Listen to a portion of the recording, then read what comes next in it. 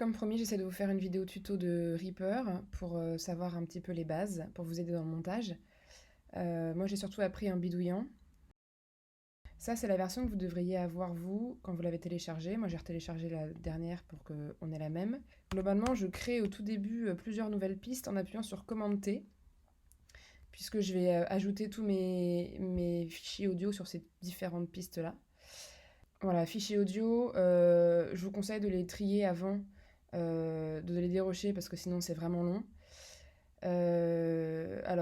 En vrac, moi je vais faire une piste d'ambiance en haut, je mets plusieurs sons d'ambiance, après je vais mettre une piste avec les interviews et après je vais mettre une piste avec des slogans que j'aimerais insérer entre mes interviews pour pouvoir faire des transitions. Voilà. Pour l'instant, je mets tout les uns sur les autres, ce qui n'est pas forcément pratique parce que... Ah oui, je l'ai vraiment mis très très loin du début. Je mets tous les uns sur les autres pour pouvoir dérusher. Je l'ai mis très très loin du début, donc je fais ce truc-là qui permet de les rapprocher en supprimant le vide. Oh, je vais galérer à vous expliquer ce que je fais, putain. Ok, donc là, normalement, si j'appuie pour écouter, tout va se faire écouter en même temps, donc c'est pas pratique.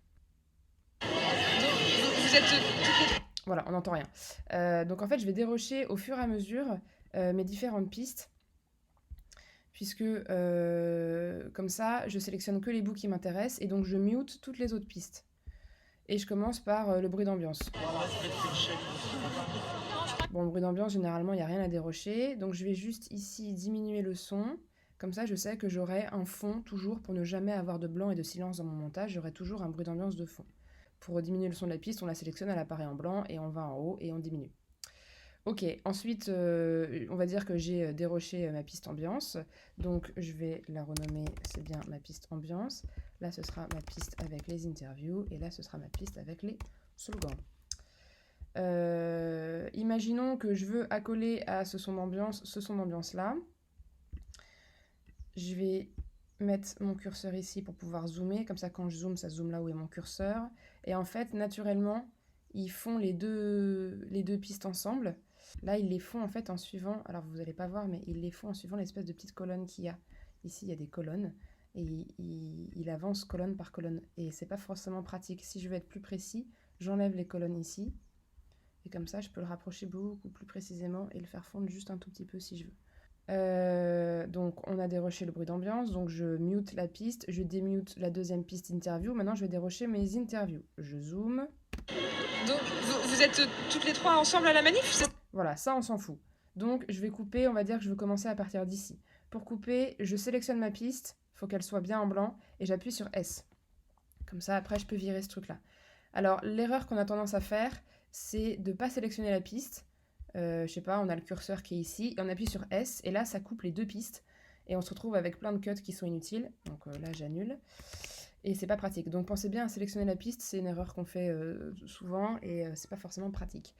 Et c'est la première année que vous venez? Voilà, on va dire que je veux que ça commence ici, même si c'est une voix fort désagréable à écouter. Du coup, je vais en haut à gauche, il y a ce petit signe qui apparaît, et je fais une transition, comme ça apparaît au fur et à mesure, c'est pas trop brutal. Et c'est la première année que vous venez? Voilà. Comme pour le bruit de fond, je peux diminuer et augmenter le son de la piste. Et là, je peux dérocher en appuyant sur S à chaque fois. On va dire que j'enlève ce bout-là, ça m'intéresse pas. J'enlève ce bout-là qui m'intéresse pas. Ce bout-là m'intéresse, je veux le coller, donc je me rapproche le plus possible pour le faire fondre un petit peu. Et comme ça, normalement, il y a une belle transition et on a l'impression que c'est pas coupé, etc. Je dérush toute ma piste interview et quand j'ai terminé, je mute la piste et je passe pour dérusher la piste suivante, la piste des slogans. Voilà, donc je vais vous épargner un montage long et laborieux, ça sert à rien. Si vous souhaitez enregistrer quelque chose, vous armez la piste, ça s'appelle comme ça, record arm, en appuyant sur le rouge. Et là, vous avez armé la piste, et donc vous êtes prêt à pouvoir enregistrer votre voix directement sur cette piste en appuyant sur le bouton rouge ici. Je vais pas le faire parce que je pense que comme j'enregistre à côté ce que je vous raconte sur Audacity, ça peut bugger. Comme ça, si vous avez oublié de faire une voix off, vous armez votre piste, vous appuyez sur rouge, vous enregistrez votre piste, vous réappuyez sur rouge, vous désarmez et normalement vous avez votre voix off qui est enregistrée. Là encore, il faut bidouiller.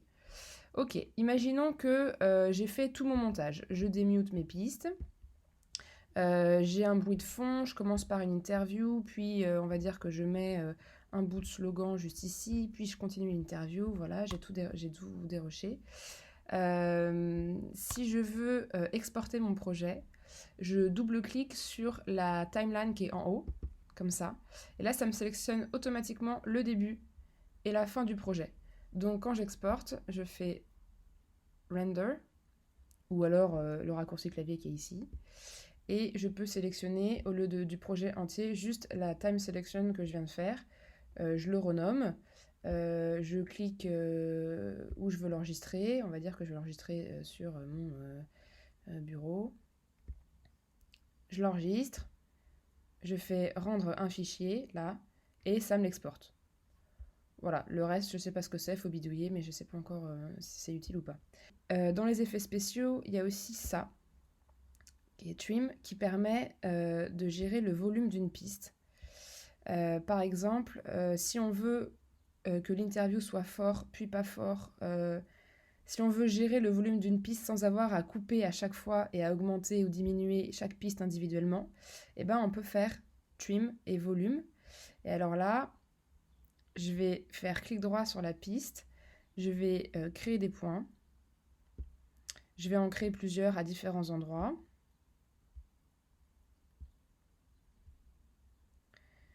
Voilà. Ça, c'est mon point de début, j'y touche pas. Mon point de fin, j'y touche pas non plus. Mais les points au milieu, je peux les déplacer autant que je veux pour diminuer ou augmenter le volume d'une piste. Donc, descendre dans la rue pour se faire entendre? Bah, en général, oui. Sur cette course comme sur d'autres, hein. Voilà, c'est pratique, ça permet de pouvoir gérer les volumes d'une piste de bruit de fond, par exemple. Vous pouvez garder un bruit de fond très bas et au moment où vous passez d'une interview à une autre interview, vous augmentez juste le bruit de fond pour que ça fasse une transition assez naturelle et ça permet d'éviter de couper et de tout gérer individuellement, piste par piste. Un truc pratique aussi, c'est de foutre des couleurs pour s'y retrouver. Moi, je sais que je l'ai mis directement dans mon menu. Ici, je ne sais pas s'il est dans le menu de base ou pas, mais s'il n'est pas dans le menu de base, ça doit pouvoir être là, track et les couleurs. Et on peut mettre des couleurs et c'est pratique quand on a beaucoup de rush, parce que là, il y en a très peu. Bruit de fond.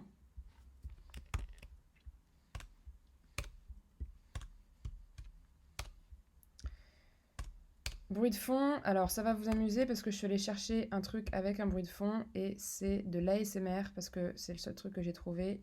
Plus on enregistre des sons qui sont bas, plus il y a forcément un bruit de fond derrière du micro. La première chose qu'on fait quand on a une piste comme ça, c'est qu'on la normalise. On appuie sur N. Là, vous n'avez pas du tout vu de différence, ce qui ne m'arrange pas, mais normaliser permet de ramener le plus haut pic à 0 dB et ça permet d'avoir des pistes qui sont à peu près au même niveau sonore. Là, on va écouter ce que ça donne, la SMR, j'ai pas écouté encore. Mais bref, aujourd'hui nous nous retrouvons dans une vidéo à l'ancienne où je vais vous présenter des triggers. Très bien, donc là on entend un vrai gros bruit de fond, le but est de l'enlever pour qu'on n'entende que ce qu'elles disent elles sans bruit de fond. Donc on va sélectionner juste un passage, on va normaliser ce passage, donc j'ai appuyé sur N, là tout est normalisé à plus 14 dB parce que c'était vraiment pas fort. Mais bref, aujourd'hui nous nous retrouvons dans une vidéo à l'ancienne où je vais vous présenter des triggers, des déclencheurs. Ok, c'est insupportable. Là notre bruit de fond on l'entend bien juste au début, donc je vais essayer de l'isoler. Ok, ça c'est juste le bruit de fond qu'on a en permanence sur la vidéo et on veut pouvoir le supprimer. Donc on va appuyer sur FX. On va sélectionner ce truc-là qui s'appelle Refire et qui a un nom à rallonge et c'est comme ça que j'arrive à le reconnaître. Et je vais essayer de faire cet effet spécial là en sachant que je me plante une fois sur deux.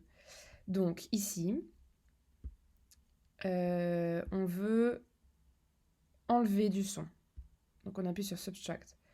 On va construire le profil du bruit. Je ne sais pas trop ce que ça veut dire, mais on appuie sur ce truc-là. Là, on lui fait écouter le bruit qu'on veut enlever. Voilà. Il a écouté le bruit, il a construit le profil du bruit et il sait que sur toute la piste qui suit, il va enlever juste ce bruit-là. On décoche et là, normalement... Mais bref, aujourd'hui nous nous retrouvons dans une vidéo à l'ancienne où je vais vous... Donc ça a enlevé le bruit de fond, mais ça a aussi totalement déformé la voix. C'est le problème des effets spéciaux, c'est que souvent, ça fait soit pas assez, soit trop. Mais bref, aujourd'hui nous nous retrouvons dans une vidéo à l'ancienne où je vais vous présenter. Donc on va pas faire ça. On annule. Donc j'enlève l'effet spécial. Et on recommence. Ok, je viens de trouver un endroit où il y avait plus de bruit de fond. Donc on va lui faire écouter ce bruit de fond là, pour essayer de l'enlever. FX, Realfire. On va lui faire, donc nous on veut enlever. On lui fait écouter ce son. Voilà, il l'a écouté une première fois, on décoche, et là normalement... Vous détendre et peut-être même de ressentir ce fameux petit frisson. Donc là on est d'accord qu'il a enlevé le bruit de fond, puisqu'il l'a écouté et qu'il l'a... Déclencheur. Autrement dit des déclencheurs qui en fait vont vous permettre de vous endormir. Il a bien enlevé le bruit de fond, on veut pas que ça le fasse trop. Déclencheurs. Autrement dit des déclencheurs qui en fait vont vous permettre de vous endormir, de vous... Voilà, donc là la voix est isolée et claire et il n'y a plus le bruit de fond. C'est un des seuls effets spéciaux que je sais manipuler. Mais il est fort utile.